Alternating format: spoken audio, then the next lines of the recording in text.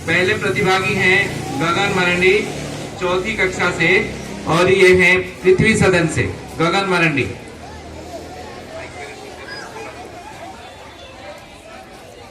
प्रभात, मेरा नाम गगन मरंडी है और आज मैं एक कहानी प्रस्तुत करने जा रहा हूँ जिसका शीर्षक है लालची लकड़हारा।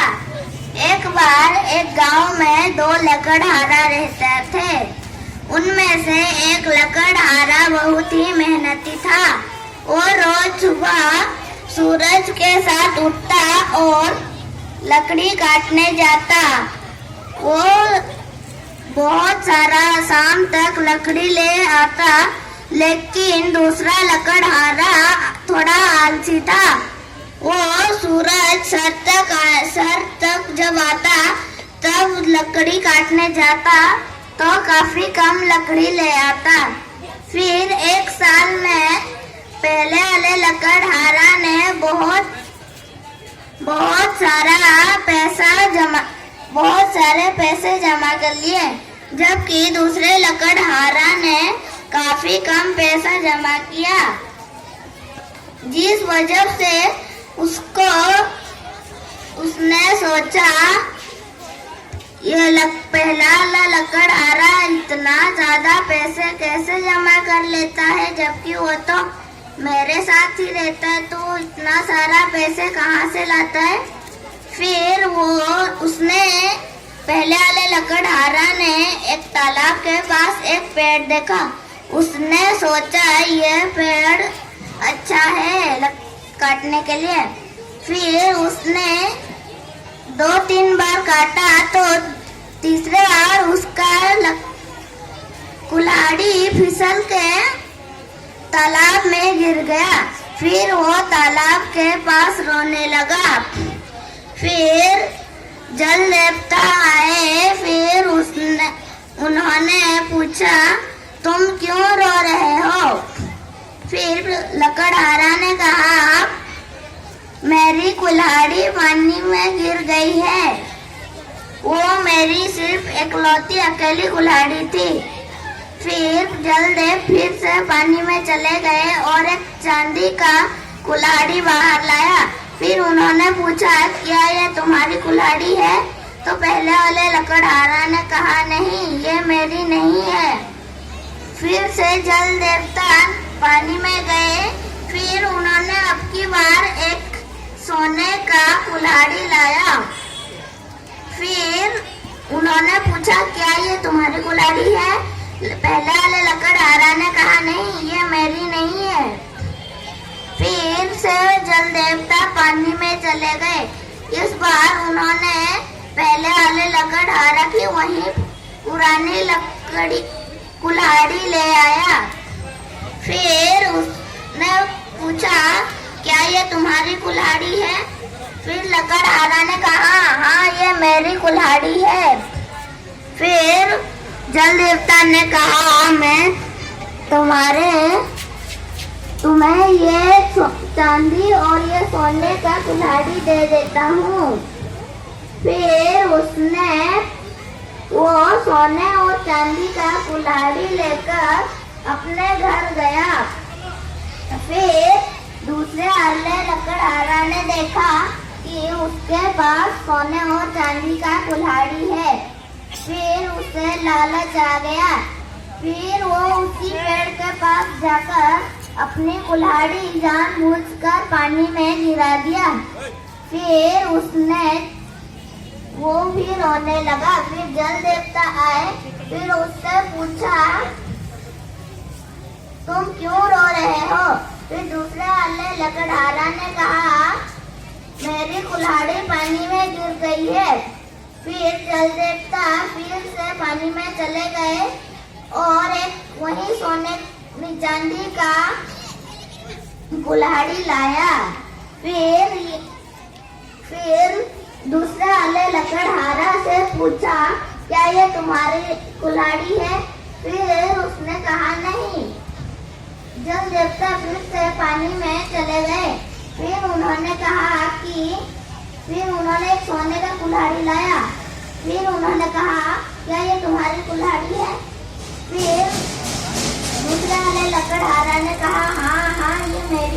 जाती है। जल देवता को पता लग गया कि ये दूसरा वाला कुल्हाड़ी लालची है। वो पानी में चले गए और उसकी कुल्हाड़ी वापस नहीं की। इस कहानी से हमें ये शिक्षक मिलती है कि लालच बुरी वाला है। धन्यवाद।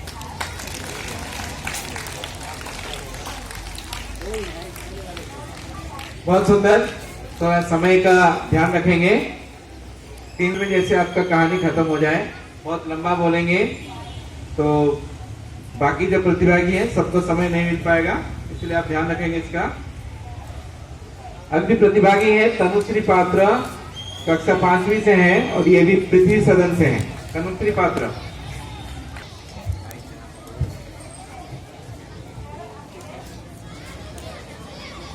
सुप्रभात, मेरा नाम तनुश्री पात्र है। मैं कक्षा 5वीं की छात्रा हूँ।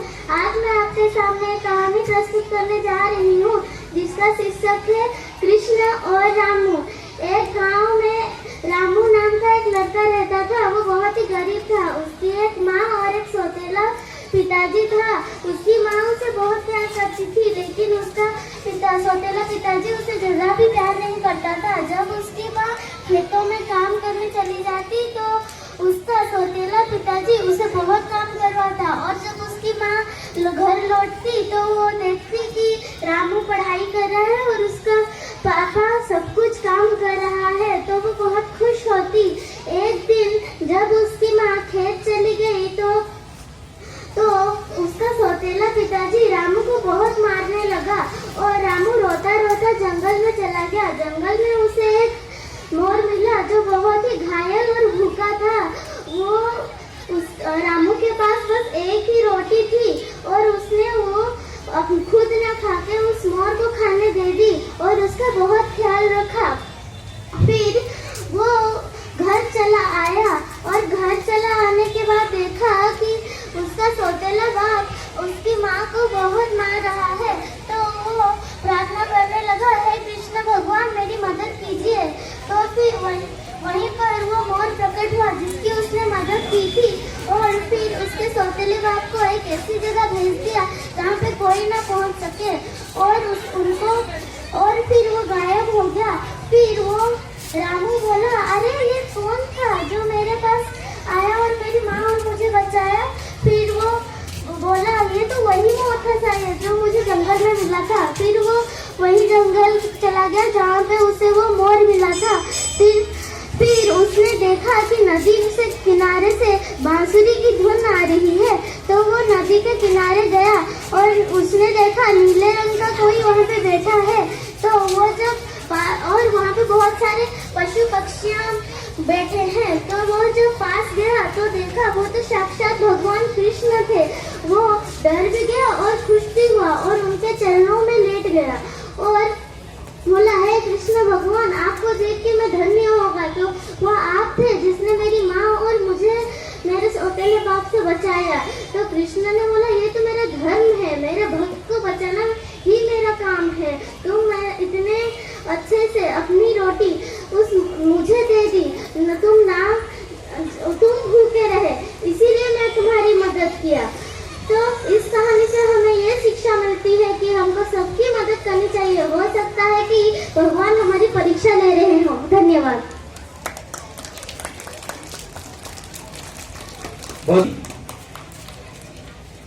आगे एक और कहानी लेके आ रहे हैं लिथिका साहू, 4वीं कक्षा से, और ये त्रिशूल सदन से हैं। लिथिका साहू।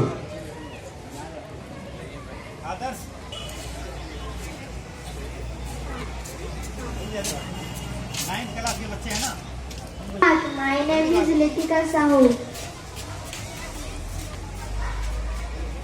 को अपनी अंग रक्षक बना लिया। एक दिन जब राजा आराम कर रहा था तब बंदर उसके बिस्तर के पास खड़ा हुआ राजा को ध्यान से रखवाली कर रहा था। कुछ देर बाद एक मक्खी कमरे के अंदर घुस आई और राजा के पास भिनभिनाई। बंदर ने उसको भगाने के लिए चाहा, लेकिन वो फिर से लौट आती। फिर बंदर ने मक्खी को सबक सिखाने के लिए राजा की तलवार ली। जब मक्खी राजा की गर्दन के पास आई तब बंदर ने तलवार चला दी। मक्खी तो बच गई, लेकिन बेचारे सोते हुए राजा की गर्दन कट गई। धन्यवाद।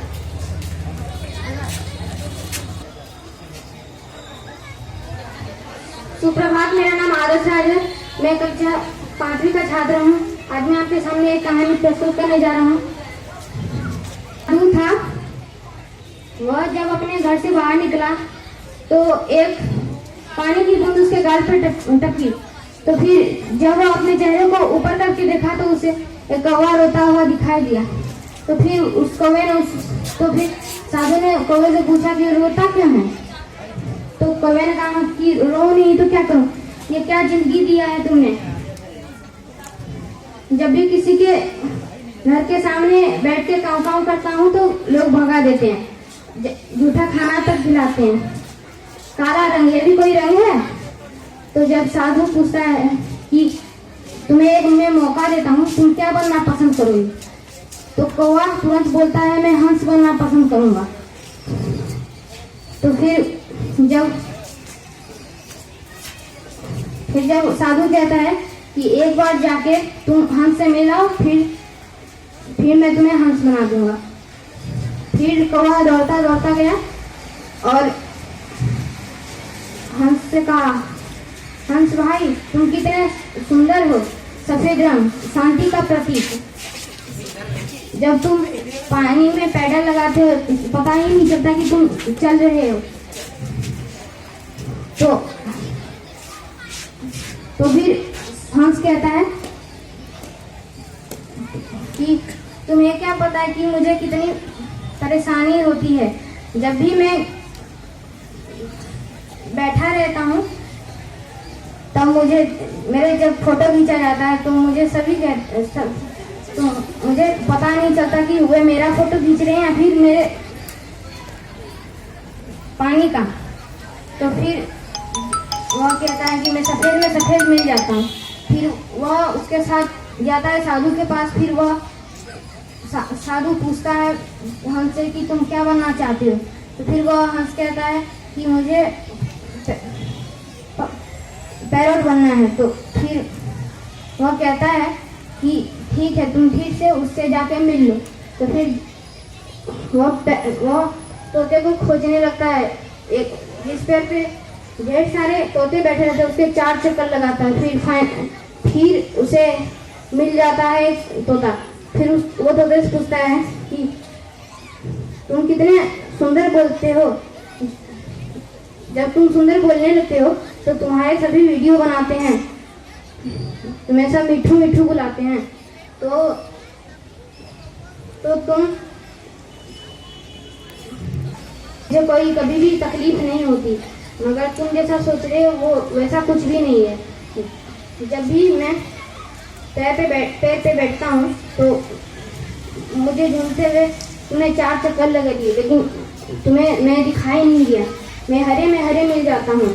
मुझे भी दूसरा कुछ बनना है। तो वो भी जाता है साधु के पास और साधु पूछता है कि तुम क्या बनना पसंद करोगे।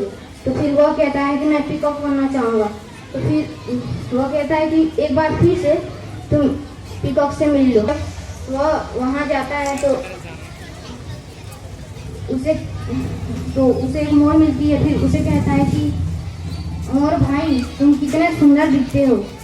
जब भी तुम अपने पंख फैलाते हो तो तुम्हारे सभी सेल्फी लेने लगते हैं। तुम कितने सुंदर दिखते हो। फिर जब वो कि तुम्हें किसने कहा कि मुझे कोई तकलीफ नहीं होती। कुछ दिन पहले ही मेरी माँ को कुछ शिकारी ने मिलके पकड़ के उसके जिस्म से एक एक बालों को नोच लिया। फिर वह रोता हुआ बोला कि जब भी वह किसी को मारता है तो वह शहर और देशों में बेच देता है उसे। तो फिर वह कहता है कि वो पूछा कि मेरे हिसाब से तुम सबसे कहता है कि तुम्हें कोई मारता नहीं है और तुम्हें किसी से तकलीफ नहीं और उसे तुमसे कभी तकलीफ नहीं होती है। कभी चिकन बिरयानी सुनी है तुमने, मटन बिरयानी सुनी है, लेकिन कभी कबाब बिरयानी नहीं सुनी होगी। तो फिर वो कहता है कि हाँ तुमने बिल्कुल सही कहा। तो इससे हमें समझ में आता है कि हमें कभी भी दूसरों से तुलना नहीं करना चाहिए। जो भगवान ने हमें जो जैसा रूप दिया है हमें उसी से खुश रहना चाहिए। धन्यवाद। धन्यवाद। क्या सीख मिली इस कहानी से?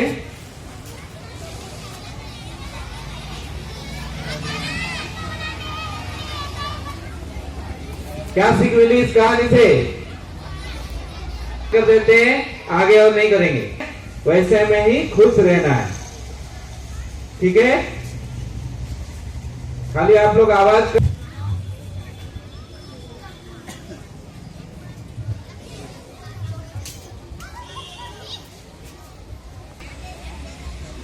सुप्रभात, मेरा नाम देविका मुर्मू है। मैं कक्षा 4 में पढ़ती हूँ। मैं आप सभी को एक कहानी सुनाने जा रही हूँ।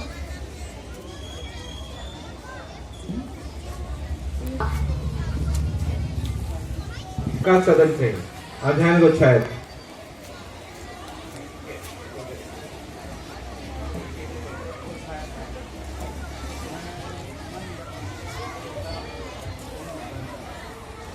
छात्र हूँ और मैं आज आपके सामने एक कहानी प्रस्तुत करने जा रहा हूँ। मेरे कहानी का नाम है चिड़िया और एक बंदर। एक पेड़ पर एक चिड़िया रहती थी और उसका मित्र एक बंदर था। एक दिन चिड़िया अपने घोंसले में बनाने में लगी थी और दूसरी तरफ बंदर उछल कूद करके अपना समय व्यस्त कर रहा था। सर्दी और गर्मी में वो बस उछल कूद ही कर रहा था। एक दिन बहुत जोर से बारिश आई। चिड़िया के पास अपना घोंसला होने के कारण वो आराम से बैठी थी, जबकि बंदर के पास अपना रहने का ठिकाना ना होने के कारण वो पेड़ों के कभी ऊपर चला जाता, कभी नीचे आकर बारिश से बचने का प्रयास कर रहा था, लेकिन वो बच नहीं पा रहा था। चिड़िया को उसकी यह हालत देखा नहीं गया। वो उसके पास जाकर बोला, अगर तुम पहले से ही अपने भविष्य की चिंता करके वो काम कर लेते तो तुम्हें यह परेशानी नहीं होती। बंदर ऐसे ही गुस्से में था कि उसने उसका घोंसला तोड़ के फेंक दिया। इस कहानी से हमें यह शिक्षा मिलती है कि मूर्खों को कभी उपदेश नहीं देना चाहिए। धन्यवाद। आगे आ रहे हैं मान्यता कुंभकार चौथी कक्षा से और ये अग्नि सदन से हैं। सुप्रभात, मेरा नाम मान्यता कुंभकार है। मैं कक्षा 4 की छात्रा हूँ। मैं आज एक कहानी प्रस्तुत करने जा रही हूँ। मेरी कहानी का शीर्षक है प्यासा कौवा। गर्मी की मौसम चल रही थी, तभी इंसानों ने पेड़ काटना शुरू कर दिया, पर वे पौधे लगाने तो बिल्कुल भी नहीं लगाए। तभी इस गर्मी बहुत जोर से गर्मी जोर से बढ़ने लगी। फिर पेड़ पौधे सूखने लगे और तभी ही एक कौवा गुजर रहा था। उसको प्यास लगी। वो भगवान का नाम बोल के बोला, हे भगवान, मुझको तो प्यास लगी है, मुझको कुछ मेरे प्यास को बुझाने के लिए कुछ तो दे दे। तभी उसको एक कुआं दिखाई दिया। फिर वो बोला, हे भगवान, तूने तो मेरे प्यास को बुझाने के लिए कुछ भी कर लेगी। पर जब उसने कुएं के अंदर देखा कि उसमें पानी ही नहीं था, तो उसने हे भगवान का नाम लेके वो उड़ गया। कुछ देर तक उड़ने के बाद जितना वो उड़ रहा था तब उतना ही उसको प्यास से लग रही थी। तभी वो एक मटका दिखाई दिया।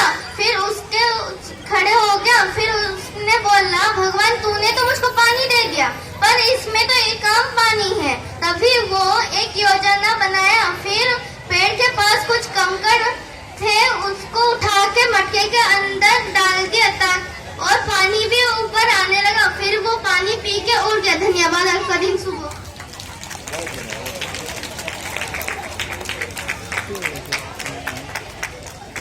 बहुत सुंदर। अगला प्रतिभागी है दिनेश हांसदा, 5वीं कक्षा से हैं दिनेश हांसदा। सुप्रभात। मेरा नाम दिनेश हांसदा है। मैं कक्षा 5वीं का छात्र हूँ। आज मैं एक कहानी प्रस्तुत करने जा रहा हूँ। इसका शीर्षक है जादुई हंस। एक बार की बात है, एक गांव में एक पंडित और उसकी पत्नी रहती थी। वे एक छोटे से घर में रहते थे। वह बहुत गरीब थे। पंडित अपनी पत्नी को खुश करने के लिए बहुत मेहनत करता था। एक बार पंडित झील किनारे बैठा हुआ था और उसकी पत्नी रसोई में काम कर रही थी। पंडित कुछ मंत्र पढ़ रहा था झील किनारे। जैसे ही उसने अपनी आंखों को खोला, उसने देखा कि एक जादुई हंस उसकी तरफ आ रहा है। जादुई हंस ने कहा, मैंने तुम्हें देखा है, तुम बहुत मेहनत करते हो और तुम बहुत गरीब भी हो। मैं तुम्हारी मदद के लिए आई हूँ। तुम मेरे पंख को बेच सकते हो और ये सोने के बने हैं। पंडित ने कहा, क्या तुम सच कह रही हो? क्या ये असली में सोने के हैं? हंस ने कहा, हाँ, मैं तुम्हें रोज मेरे एक पंख दूंगा। पंडित सुनकर खुश हो गया और बोला कि लगता है भगवान ने मेरी प्रार्थना सुन ली है। और हंस से कहा, क्या तुम हमारे घर में रहना चाहोगे? हंस ने कहा, हाँ बिल्कुल। पंडित उस जादुई हंस को अपने घर ले गया और जैसे ही उसने अपनी पत्नी को देखा, हंस ने पंडित से पूछा, ये कौन है? पंडित ने कहा, ये मेरी पत्नी है। पत्नी जादुई हंस को देखकर अचंभित हो गई और कहा, क्या इसके पंख असली सोने के बने हैं? हंस ने कहा, हाँ, मैं तुम्हें रोज मेरे एक पंख दूंगा। पंडित की पत्नी ने कहा, क्या आप हमें आज का पहला पंख दे सकते हैं? हंस ने कहा, हाँ। पंडित उस सोने के पंख को दुकान में जाकर बेच दिया और कुछ पैसे उसके बदले उसे मिले। ऐसा रोज होते गया और कुछ दिन बीते। एक दिन पंडित की पत्नी ने सोचा, ऐसे तो हमें बहुत दिन लग जाएंगे करोड़पति बनने में, क्यों ना मैं इसके सारे पंख एक ही दिन में ले लूं।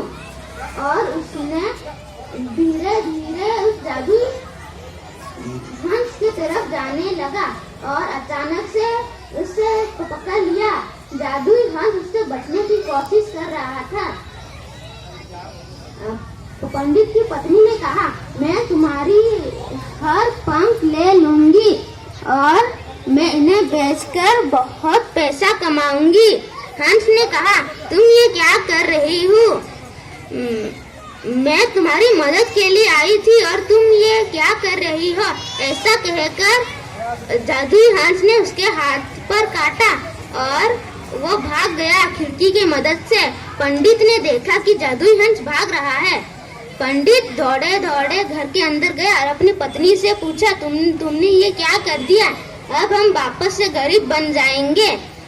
धन्यवाद।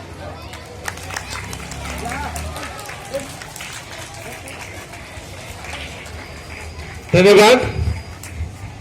और इसी के साथ ये हिंदी कहानी वाचन यहाँ पर खत्म होता है।